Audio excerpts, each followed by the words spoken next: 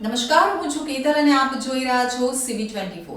Ahmedabad municipal corporation દ્વારા બાકી property tax તેમજ સ્વચ્છતા ઝુંબેશ હાથ ધરવામાં આવી છે।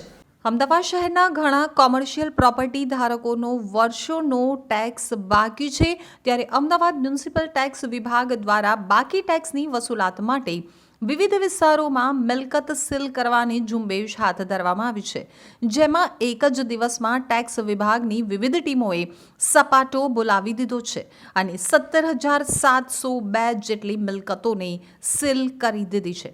સૌથી વધુ પૂર્વ ઝોનમાં કુલ 7,219 જેટલી મિલકતોને સીલ કરવામાં આવી છે, તો મ્યુનિસિપલ કોર્પોરેશન દ્વારા મિલકત સીલની ઝુંબેશ અંતર્ગત મ્યુનિસિપલ કોર્પોરેશનને ટેક્સમાંથી ₹11.25 કરોડની આવક થઈ હતી।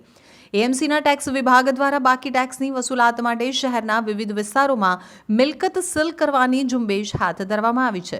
આ ઉપરાંત એએમસી દ્વારા સ્વચ્છતા ઝુંબેશ હાથ ધરવામાં આવી છે અને જાહેર રોડ ઉપર ગંદકી, કચરો ફેંકવો, શાકભાજી વેચતા ફેરિયા, પાનના ગલ્લા, ચાની કીટલીઓ વગેરે ઉપર પેપર કપનો વપરાશ, પ્રતિબંધિત પ્લાસ્ટિકનું વેચાણ, ઉત્પાદન અને સંગ્રહ વગેરેના કડક કાર્યવાહી કરવામાં આવી રહી છે।